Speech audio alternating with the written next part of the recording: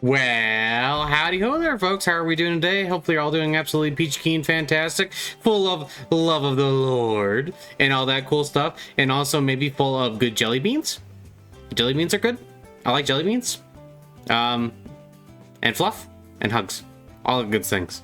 Anyway, today I wanted to talk just a little bit about how I came to believe what I believe and how I, came to become a religious cat and all that stuff. I just thought it would be a fun little story to share, and I've shared it before, but I figured I can share it again for the new channel and do it a little differently this time, maybe be slightly more collected, because I really like to ramble.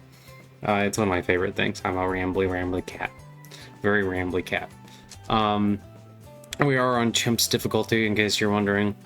I have a setup which should make this pretty easy to survive, I believe. But we'll see about that, I suppose, as we go on. But anyway, so was not raised in a religious family. The human counterpart of myself was not raised in a religious family. They were raised in a non-religious family, a spiritual family, but not really practicing any official religion. And as I was pretty young, I remember very vividly occasionally feeling like I was missing something, or missing some sort of thing in my life. I had a lot of anxiety as a youngin', and I was always looking to get to the bottom of things. I always like to think about things maybe a little bit too much and stuff like that. And for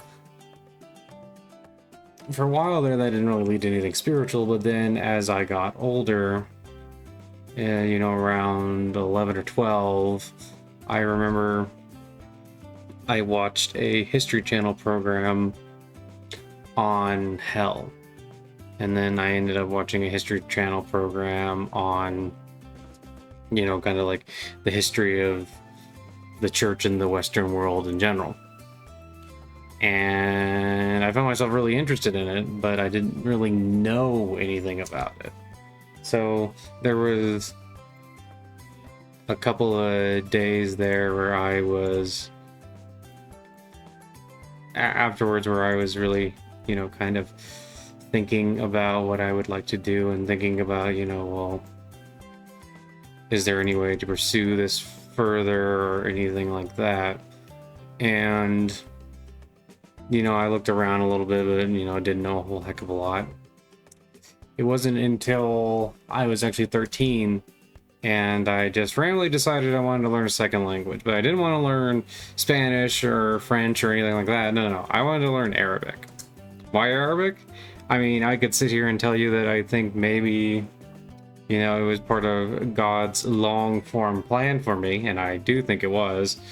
But, if I wanted to also phrase it just like as a kid would, I wanted something that just wasn't common, that not a whole heck of a lot of people knew. I wanted something that would set me out in the crowd, because I always like to try and stand out in the crowd when I was younger. And what ended up happening was I started watching some YouTube videos and learning a little bit of Arabic. And at first, this is a long time ago, and some of the first videos I saw were like not very well produced. They were, like, I think one was like an old Somali man, and then there was another one that was another African man, and they all seemed nice, but it was the quality, like, you could barely see what they were writing.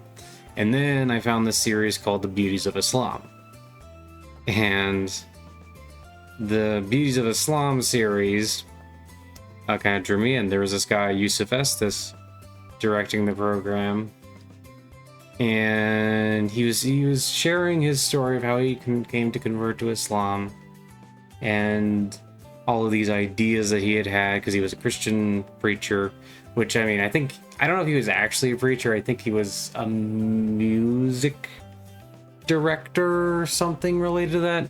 There's a lot of roles in churches that I don't know if you'd really consider them preachers, but he often introduces himself as a preacher, so that's what I'll do. And he introduced himself as a preacher, and like he had this long story about how he converted to Islam. So there were 30 episodes, I believe. I think it was 30 episodes, and I watched all 30 episodes, just one after another, after another, after another, after another. And by the end of it, I was just convinced that, you know, Islam was the truth. That Islam was the one light, the one true light from God. So I decided to try and follow it. Thing was, didn't really know much about it. So, for instance, I saw it pray 5 times a day. So I just, at first, just was, you know, go bow my head and just pray 5 times, like throughout the day, not knowing the rituals, not knowing about like wudu and how to actually properly do salat and things like that.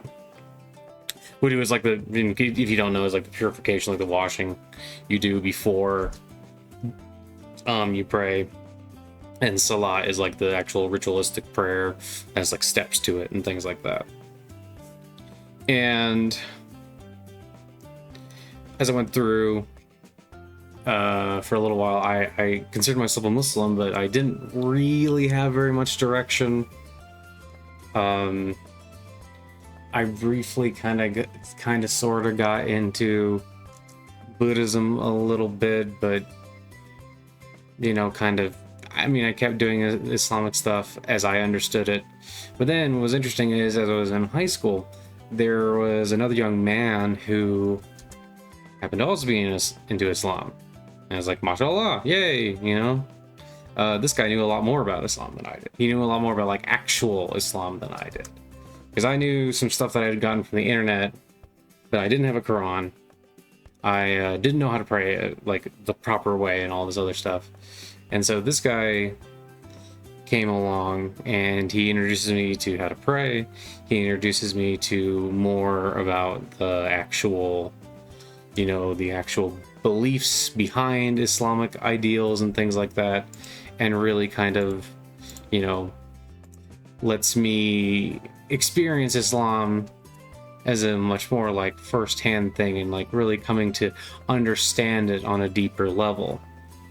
And I got really into it, and I kind of got into the Wahhabi side of it, which is like a slightly, it's not like actually extremist, but it is definitely more fundamentalist in its leanings and things like that.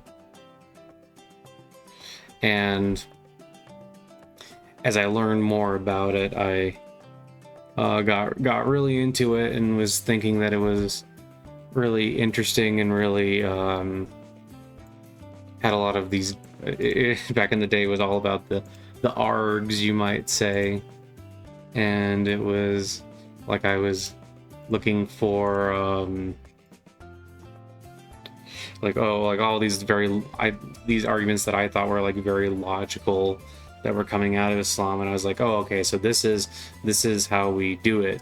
And then it's actually pretty funny. For a while there, even though I was only, you know, 15, 16, I was going online and like going into chat rooms and trying to convert people to Islam.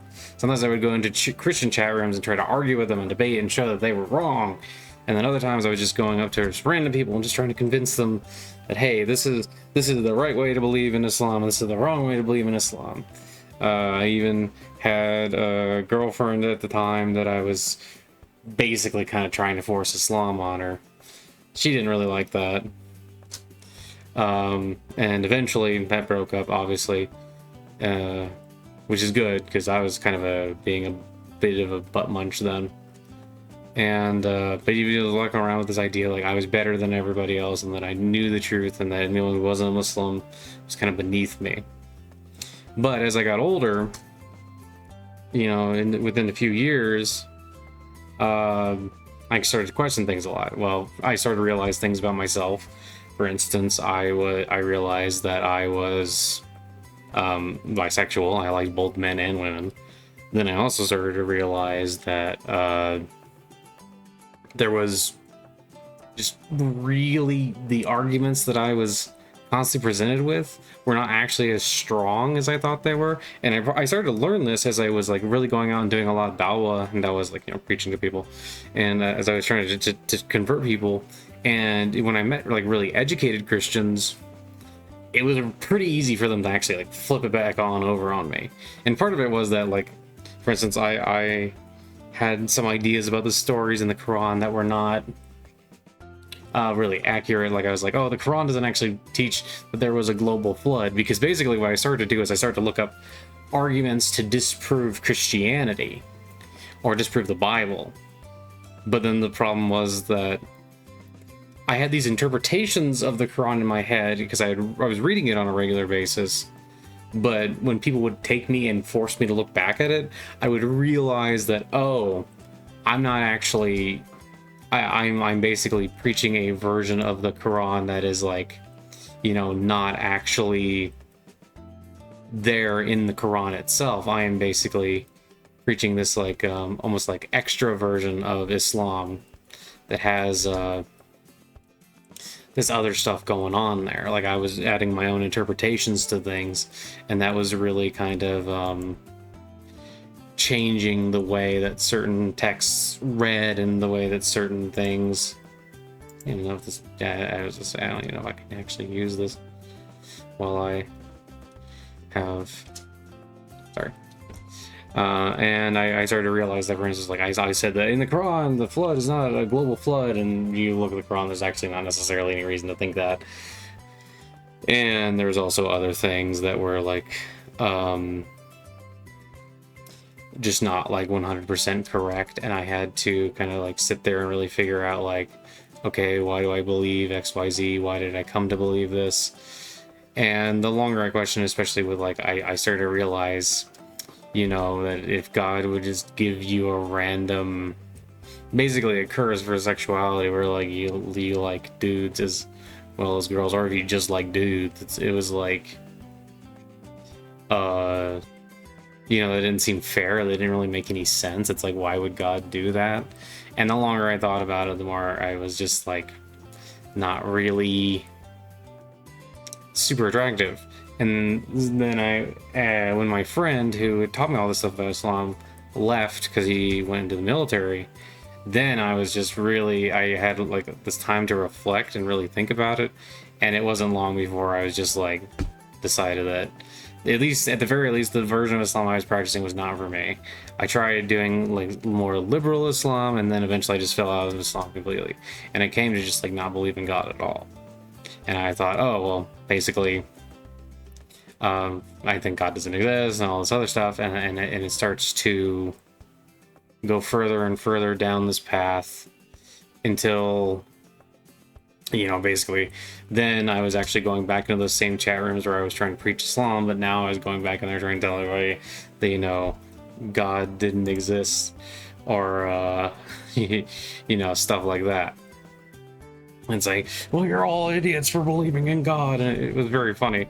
It's very funny in hindsight to see, like, how that change, like, manifested over time, and manifested from being, like, so adamant that Islam is the one way, and that if you don't believe in Allah and all this, you're an idiot, to going to the exact opposite, right?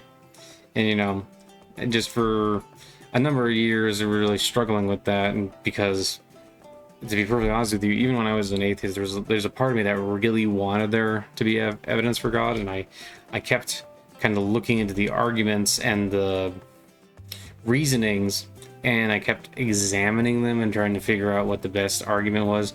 Sometimes I would go down, like, such a rabbit hole. I would just go kind of crazy into these existential rabbit holes, picking apart everything that exists until eventually you get to, like, nothing. It was kind of driving me crazy for a little while, but that was also just part of a bad mental health spiral at the time anyway. Until eventually I discovered videos on early Buddhism. Doug's Dharma was one, but I don't think that wasn't, like, the initial thing. There's also this book called why Buddhism is true.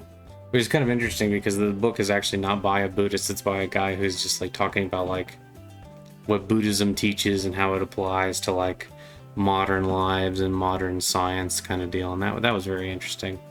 And even at the end, he said, tells you, I'm not telling you to become a Buddhist. He's just saying like this is just what he's learned from doing Buddhist practices and, you know, going through this sort of stuff. And I thought that was very interesting.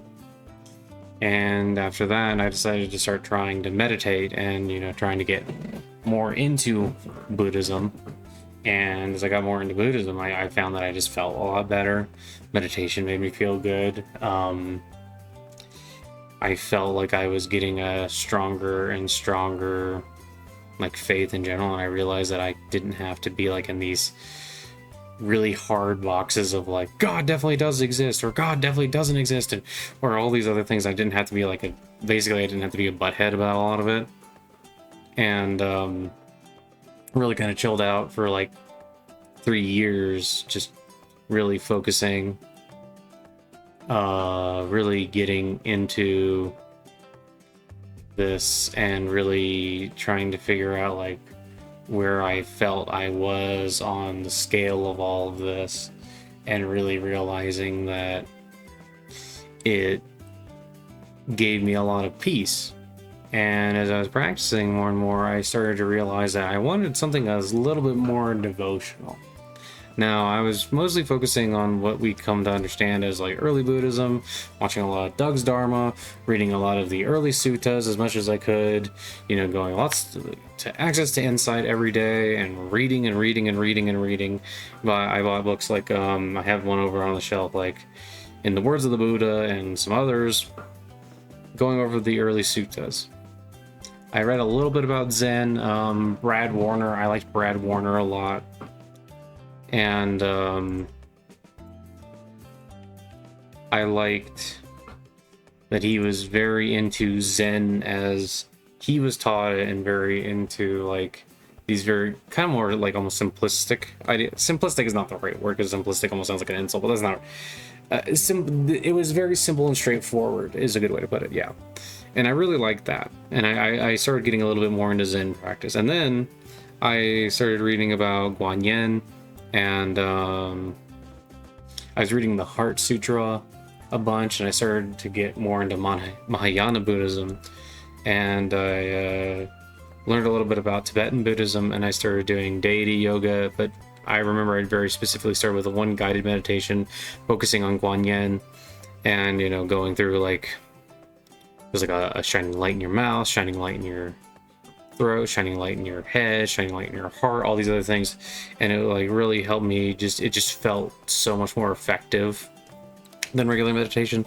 And I was getting better at regular meditation, but I still had a bit of fidgetiness. But I could sit for like 30 minutes, and often I was sitting for like an hour at a time. And if I had a guided meditation, it was easier, but I noticed if I didn't have a guided, it was a bit more difficult. But I could still do it. It would just felt longer. But the guided meditation on, you know, the various forms of Guanyin and like all these lights like going into your heart and all these other things, that felt perfect. That made so much sense, and it just kind of resonated with me, and I really, really liked it. So I ended up trying to go through the whole thing, and I started doing that meditation on a regular basis, and it felt really good, and it felt like I was getting somewhere. So then I started to think, well, maybe I just want something more devotional. Maybe, and, you know, I started thinking more about like faith and like arguments and things like that, and I realized that I had these very dogmatic kind of sectarian ideas about what made sense and what didn't make sense in the past, and I kind of broke apart with those a little bit. And through other experiences in my life, I started to realize, you know, how flexible so many different things were, and that I was being way too rigid. Then I, after a little while of doing this, I read the Bhagavad Gita again, because I'd read it earlier in my life. I read a lot of the religious texts earlier in my life, specifically when I was like trying to like disprove them and things like that. And I started to realize that I really like certain things, but specifically as I read the Bhagavad Gita for what felt like the first time, because I felt like I had read it but not really read it before. When I read it for what I felt like was the first time, I felt like Krishna was speaking to me, and I felt like this is it. This is what I've been like trying to approach. This is the spirituality that I wanted. This is something that I was like thinking about where I wanted to go, and I decided this is something worth following. So then I basically just started getting really into Krishna for a little while there. I have a bunch of Krishna statues around me right now. I mean, I basically have all kinds of little statues and things around me right now. Got some saints and Jesus and Shiva, and there's a bunch. I started getting really into it, and I realized how much it felt like a burden had been lifted off me once I really started practicing. Once I started doing reciting mantras, once I started meditating and praying every day, I felt amazing. I felt like everything was so much better, and I realized that I really liked it. And then I started watching Swami Sarvapriyananda, and then I started getting really into Advaita Vedanta, and then it was just like everything was clicking, and I just felt like I was really getting to a point where I knew what I was looking for, I knew why I was looking, and I knew where to get it. And once I really knew where to get it after that, where to get like this feeling of serenity and peace that I had not had before, I was always going back and always willing to reinvest in this, and really willing to put my time and energy into it. And as I started to watch Swami Sarvapriyananda, I learned more about Sri Ramakrishna. And at first I was very skeptical of the idea of someone being an avatara, but as I prayed and meditated and focused on it, it just seemed more and more natural to me. And what really kind of got me more into that after a little while was that I said a prayer to Ma Kali. And as I was deep in prayer, I felt myself being like lifted up and being like choked, then like being slammed onto the ground. It was really crazy. And once I hit the ground, I felt like awesome, like amazing, like it was like something I had needed, and it just made me feel so much better. And the other thing that was really crazy was not long after that, I actually had a vision of Krishna, where I was walking around at work late at night, and I was listening to this song, and there's a part where he says, "Reach out to me," and as soon as he said that, I saw Krishna in front of me, like in a cloud, basically sticking his arm out and reaching towards me and smiling at me, and I like burst into tears, and I came out of the ground, and I was like so thrilled, and all these other things that all at once. It was so confusing in a way, but it was also so very clear in another way. It was very weird, lots of emotions. And then I had various other experiences. I had various other images of Krishna, and I also had a really crazy one where I was at work and it was late at night, so I brought one of my little images of Ma, and as I brought that image of Ma, I offered her a banana, and I was saying my prayers, and I was really offering it to Ma and saying, thank you, Ma, for everything you've given me. And as I bowed down, when my head touched the ground, it's like I like the universe exploded in front of me and everything went down, and I saw like all these different images, and I saw all these images of like going all the way down to like quarks and quasars, going up to atoms and going up and up and up and up and up until eventually we were at like planets, and then we were at galaxies, and then we were at like, you know, super clusters, and it just kept going and going and going, and we saw the universe, saw like all these other little, what I think were universes, and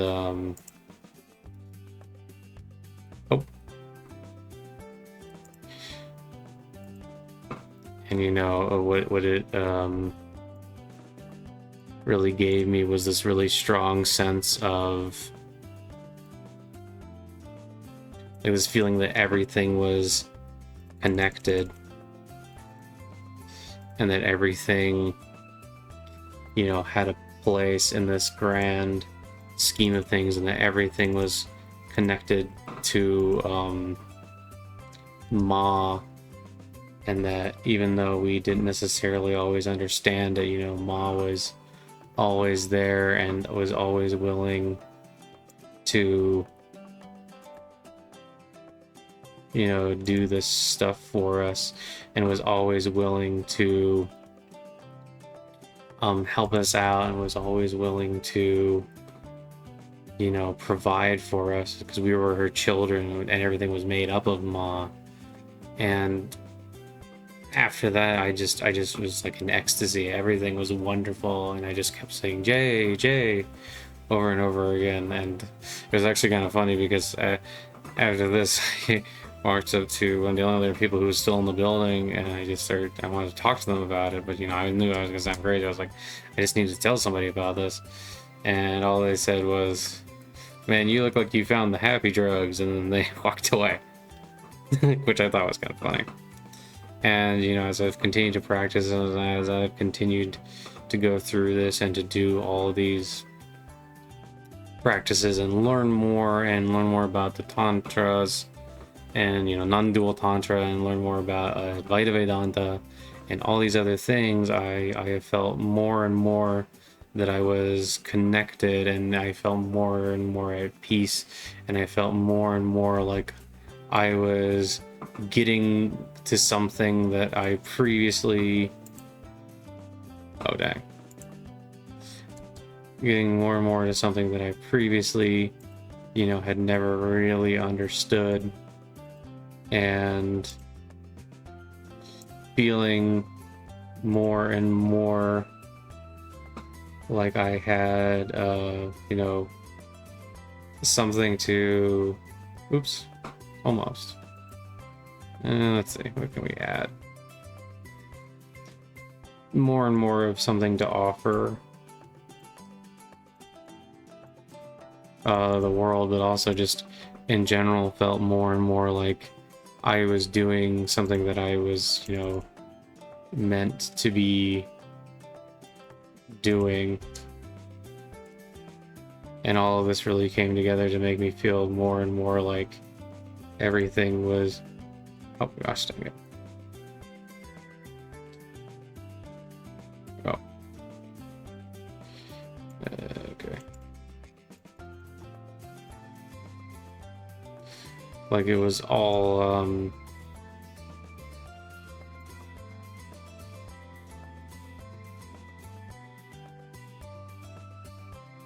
something that I should be doing. Sorry, I'm having a little bit of a harder time with this than I thought I would at this part, but it's okay. Let's do that.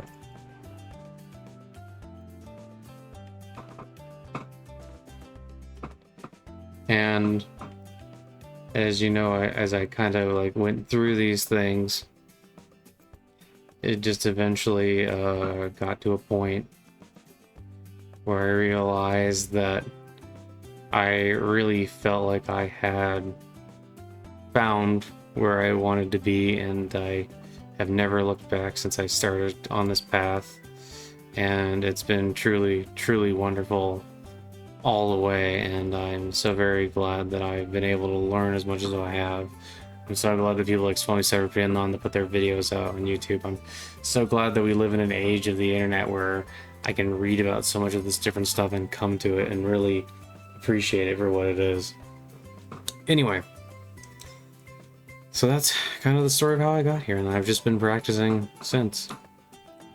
Having some crazy experiences, getting some real deep meditation, feeling close to God, feeling that love of God every day. It's been really great. Anyway, thanks so much for listening. I hope that you all have an absolutely wonderful day. And I hope that you know that I love you and God loves you. And bye-bye, love you, bye. Have a great one. Bye.